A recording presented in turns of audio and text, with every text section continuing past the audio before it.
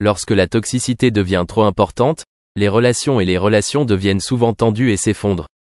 Julia Vignali et Anne Parillo, deux femmes célèbres de l'industrie française du divertissement, en ont clairement été témoins dans leur vie personnelle. Après avoir rompu avec Alain Delon, l'un des acteurs les plus célèbres et les plus charmants du cinéma français, Anne Parillo a non seulement dû faire face à la douleur de la séparation mais aussi à la reconnaissance des fissures du système relationnel. Anne Parillo, comédienne talentueuse et vibrante, n'a pas gardé secrète ses émotions. Elle s'est confiée à Julia Vignali, son amie proche et collègue, sur les difficultés et les souffrances qu'elle a vécues après la rupture. Dans les premiers jours qui ont suivi la rupture, alors que toutes les émotions étaient encore très fraîches, Anne est allée voir Julia pour lui faire part de ses sentiments. Julia Vignali, avec une profonde compréhension et sympathie, a écouté et encouragé Anne pendant cette période difficile. La conversation entre Anne et Julia n'est pas de simple confession mais aussi une exploration approfondie des raisons qui ont conduit à la rupture de la relation avec Alain Delon. Ensemble, les deux analysent les signes de toxicité dans la relation, comme le manque de confiance, la pression et le manque de communication efficace. Anne Parillo s'est rendu compte que ces facteurs contribuaient à la tension dans sa relation avec Alain et ont finalement conduit à leur séparation. Julia Vignali, grâce à ses connaissances et son expérience, a aidé Anne à réaliser que mettre fin à une relation n'est pas seulement la fin, mais aussi une opportunité d'apprendre et de grandir. Elle a encouragé Anne à considérer la rupture non seulement comme un échec, mais aussi comme une étape importante dans la découverte de soi et dans son développement personnel. Les conversations sincères entre les deux femmes ont permis à Anne Parillo de se sentir plus légère et de trouver du réconfort dans une amitié sincère. Malgré la douleur et la déception, Anne a appris à s'accepter et à se pardonner ainsi qu'à Alain Delon. Elle comprend que chaque relation peut devenir compliquée et que parfois, la fin n'est pas la pire chose mais fait partie du processus de découverte de soi et de connaissance de soi. La rupture avec Alain Delon a non seulement marqué la fin d'un chapitre de la vie d'Anne mais aussi le début d'un nouveau voyage. Avec le soutien de Julia Vignali et la sympathie de son entourage, Anne s'est progressivement rétablie et était prête à ouvrir son cœur à de nouvelles opportunités dans la vie. Les expériences et les leçons de l'ancienne relation sont devenues une source de force pour Anne pour continuer à avancer et construire un avenir meilleur. Depuis le décès d'Alain Delon, sa perte laisse un immense vide dans le cœur des fans et des proches. Le décès d'une grande icône du cinéma comme Delon a suscité une forte vague d'hommages, avec une série d'hommages et d'hommages envoyés du monde entier. Ces hommages ne sont pas seulement une admiration pour le talent artistique mais aussi un profond sentiment d'absence d'une personne qui a eu une grande influence sur de nombreuses générations. Brigitte Bardot, une vieille amie et collègue de longue date d'Alain Delon, a exprimé sa profonde tristesse suite à son décès. L'union entre les deux stars n'est pas seulement l'un des couples les plus célèbres à l'écran, mais aussi une relation personnelle étroite.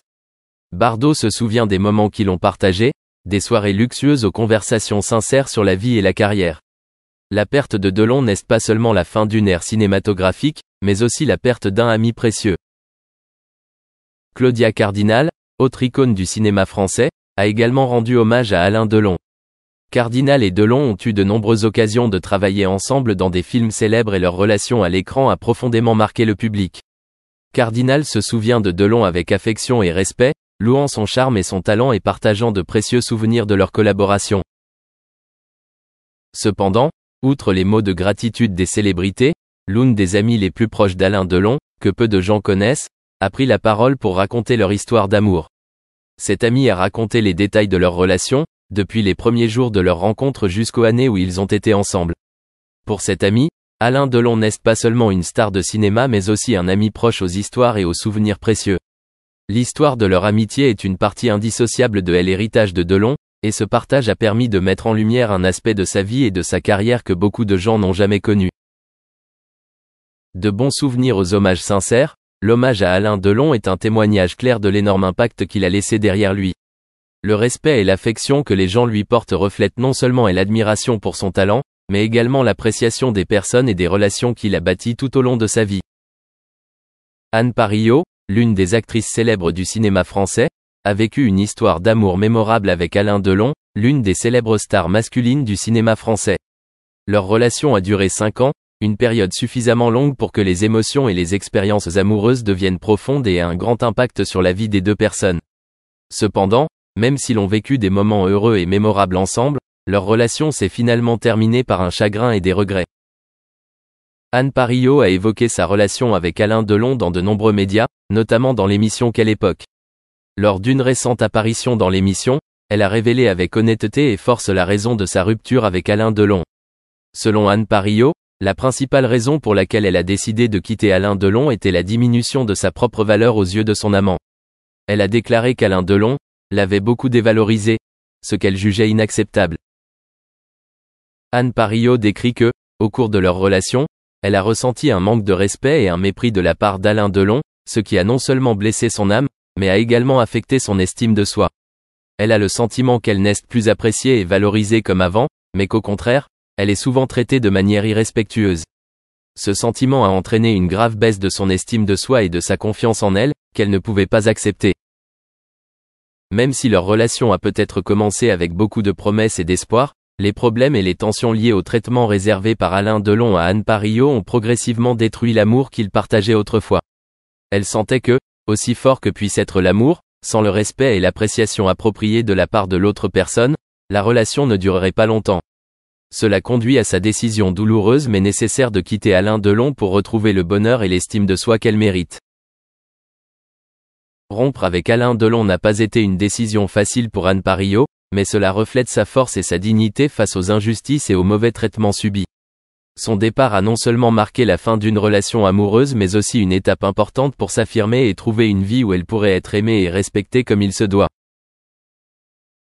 Même si la fin de sa relation avec Alain Delon a été une période difficile et éprouvante dans la vie d'Anne Parillot, elle a également marqué le début d'un nouveau voyage où elle a pu retrouver ses valeurs et son véritable amour, où elle peut être appréciée et respectée comme une personne forte. Cependant, le destin a intervenu, projetant Eastwood dans les affres du service militaire grâce à un officier nourrissant des vendettas personnelles. Chaque chapitre du récit initial de Clint Eastwood se déroule avec un refrain familier, une liaison, une escapade et le spectre menaçant du danger.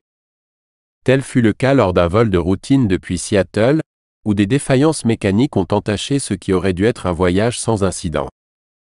Au milieu du chaos, la détermination d'Eastwood a été mise à l'épreuve, mais il est sorti des décombres avec une détermination renouvelée, nourrie par l'esprit indomptable de survie.